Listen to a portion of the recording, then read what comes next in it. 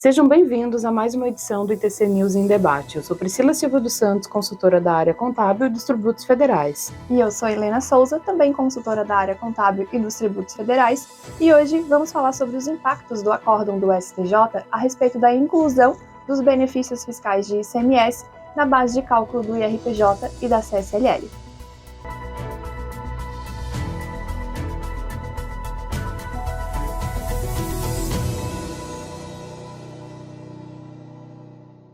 Nos últimos dias, foi noticiado a publicação do acórdão do STJ a respeito do tema 1182, que trata da inclusão dos benefícios fiscais de ICMS na base de cálculo do IRPJ e da CSLL. E os contribuintes passaram, então, a se questionar quais seriam os impactos, né, dessa decisão do STJ nas suas empresas. Será que isso alteraria a tributação das empresas que eles atuam?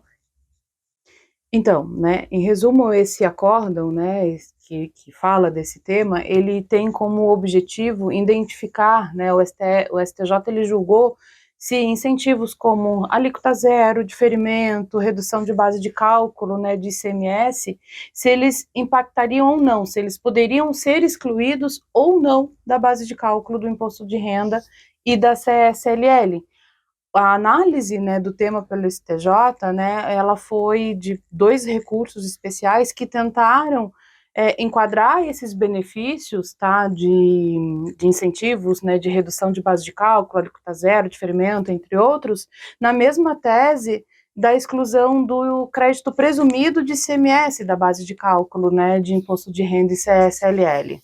Certo. E então o que o STJ, aliás, acabou decidindo é que são tratamentos distintos, né? Porque os benefícios fiscais ali de redução de base de cálculo, redução de alíquota, alíquota zero, relativo ao ICMS, eles não são contabilizados como uma receita no resultado da empresa. Então não há o que se excluir da base de cálculo do IRPJ e da CSLL, que vamos lembrar, ali na apuração do lucro real, por exemplo, é o lucro da empresa, então compreende todas as receitas e despesas da empresa, não tem o que eu excluir dessa base de cálculo, algo que não está incluído na base de cálculo, que é uma situação diferente, por exemplo, do que a gente tem do crédito presumido de ICMS, né, Priscila? Exato, porque daí o crédito presumido de ICMS você reconhece literalmente no resultado. Então, por exemplo, imagine que a empresa em determinada operação ela tem ali um direito, né, de apropriar um crédito presumido de ICMS de R$100.000. Qual que é o lançamento contábil que ela vai fazer, só para a gente ilustrar? Tu vai debitar lá no teu ativo circulante a conta de ICMS a recuperar, né, aquela continha onde você reconhece os teus créditos de ICMS, e vai creditar uma conta de receita de subvenção para investimento lá no teu resultado, ou seja, o crédito presumido de ICMS, ele circula numa conta de receita, diferentemente, como a Helena falou, desses demais incentivos. Então, o que o STJ decidiu é que não é qualquer benefício fiscal que pode ser excluído lá da base de cálculo do IRPJ e da CSLL. Tem que ser aqueles benefícios fiscais previstos lá no artigo 30 da Lei 12.973 de 2014, que foi ali com as alterações da Lei Complementar 160 de 2017, em que esses benefícios fiscais eles têm que ser concedidos como uma subvenção para investimento, né? Então a gente precisa entender, Priscila, o que é caracterizado como subvenção para investimento? Então, sobre isso, a Receita Federal ela já vem se manifestando há algum tempo através de solução de consulta, e segundo o entendimento da Receita Federal, a subvenção para investimento é um recurso transferido, entre aspas, né, que no caso do crédito presumido é algo que tu próprio já apura, mas é um recurso em que o Estado, o fisco, vamos dizer assim, ele dá, né, para o contribuinte para que ele possa, né, investir, por isso subvenção de investimento, ele possa expandir ali as suas operações. E nessa solução de consulta, a Receita Federal ela disse que eu tenho que atender alguns requisitos para que esse incentivo seja considerado uma subvenção para investimento, que é, primeiro, né, ser o próprio contribuinte, então, né, eu não posso apropriar um crédito, né, que não seja meu, e a outras situações é que né, que tenha no próprio incentivo, né, essa contrapartida de ter, né, esse investimento, essa expansão, e a aplicabilidade disso, de fato, né, nessa expansão, nessa utilidade ali, essa utilização ali, como de fato, como o nome diz, investindo na empresa para ampliar a sua capacidade ali produtiva. Então, o que tem que ficar claro aqui é que para eu poder excluir esse benefício da base de cálculo do IRPJ e da CSLL, ele realmente precisa ser uma subvenção para investimento. Então, eu tenho o bônus, né? A empresa tem o bônus de estar recebendo aquele crédito presumido de ICMS, por exemplo, mas ela também tem um ônus, ela tem uma obrigação de fazer a implantação ali das suas operações, do seu parque fabril, enfim, da sua empresa, ou expandir o seu empreendimento, né? Então, eu tenho as duas contrapartidas aqui, né? Do Estado dando um benefício e a empresa tendo que investir na empresa, por isso subvenção para investimento. Do contrário, se não houver esse ônus da empresa, se não houver essa obrigação da empresa, isso não se enquadra ali para a Receita Federal como uma subvenção para investimento. Bom, esclarecido então o que é uma subvenção para investimentos, né, para fins de acordo com o entendimento da Receita Federal, a gente tem que analisar agora os impactos na tributação, né, tanto para as empresas tributadas pelo lucro real, quanto para as empresas tributadas pelo lucro presumido. Então, começando pelo lucro real. O artigo 30, que a Helena citou, né, uns minutos atrás, da Lei 12.973 de 2014, ele fala que as pessoas jurídicas tributadas pelo lucro real, elas podem excluir essa receita de subvenção, né, da sua base de cálculo, tanto do IRPJ quanto da CSLL. Ou seja, eles vão excluir esse valor lá na parte A e controlar na parte B, tanto do LALUR quanto do LACS, desde que essa empresa, ao final do exercício, constitua uma reserva de lucros, que é uma reserva de incentivo fiscal. Certo, e essa reserva aqui, ela só pode ser usada para duas coisas, ou para absorver prejuízos, ou para aumentar capital. Se eu der uma destinação diferente ali, eu tenho as implicações, né, Priscila? Isso, aí, né, para ilustrar, né, pegando o exemplo lá do meu crédito presumido de 100 mil, né, que a gente trouxe há pouco. Considerando que eu excluí esse valor, né, eu apurei o crédito presumido, excluí lá do meu lucro real, né, fiz os devidos ajustes lá no LALUR e no LACS, finalizou o exercício, vamos supor que eu apurei um lucro no final do exercício de 150 mil. Quer dizer o quê? Eu vou ter que, como eu excluí esse valor, eu vou ter que pegar então esses 100 mil, que foi o meu incentivo fiscal do ano, e tirar ele do lucro para constituir essa reserva, ou seja, eu vou debitar então a minha conta de lucros acumulados e creditar uma conta de reservas de lucro.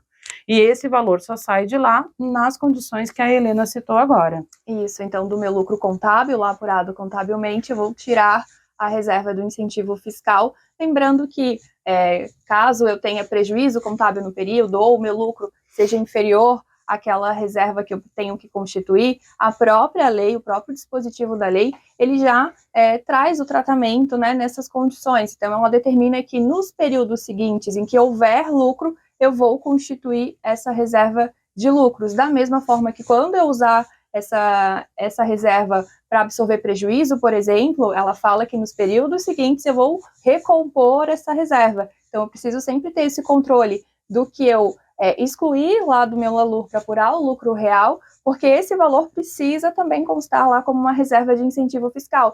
Se eu tirei, né, se eu não consegui constituir porque eu não tinha lucro no período, posteriormente eu vou ter que fazer essa reserva e esses valores aqui têm que ser controlados para não haver as implicações, né? Exato, e ainda outro ponto também que é importante, que esse mesmo artigo que a gente está falando, ele menciona, é que se eu destinar essa reserva de lucros para outra coisa que não absorver prejuízo ou aumentar capital. Nesse caso, a lei ela diz que nesse momento, aquela parcela, se eu destinei tudo ou parte, aquele montante destinado de forma diferente disso, eu vou ter então que fazer uma adição, eu vou ter que oferecer a tributação, porque o meu incentivo fiscal foi para aquele determinada situação, amortizar prejuízo e aumentar capital. Qualquer coisa diferente disso acarreta a tributação daí desse valor que eu excluí anteriormente. Isso, excluir num período, se eu der uma destinação diferente, eu vou adicionar naquele período aí, vai fazer parte da minha base de cálculo ali do IRPJ e da CSLL. Bom, falamos aqui desses 2 tributos, mas a gente também já pode complementar com PIS e COFINS, né? Então, PIS, PASEP e COFINS das empresas ali tributadas pelo regime não cumulativo, elas seguem a lei 10.833 e 10.637, né? 10.833 de 2003, 10.637 de 2002. E essas legislações, elas já falam que as subvenções, elas não são incluídas na base de cálculo dessas contribuições. Então, para o IRPJ e para a CSLL, nessas condições, a gente pode excluir, e para PIS e COFINS, nem vai fazer parte da base de cálculo. Perfeito, então, lucro real, ok. No lucro presumido, é que daí não há previsão legal que permita a não tributação dessa subvenção para investimento.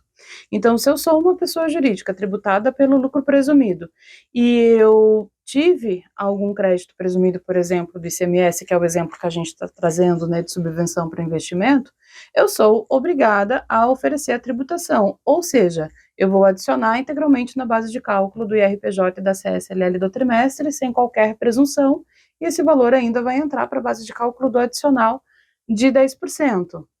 Certo, e aqui a gente não tem a incidência de PIS e COFINS ali no regime cumulativo, né, ao qual está sujeito a empresa do lucro presumido.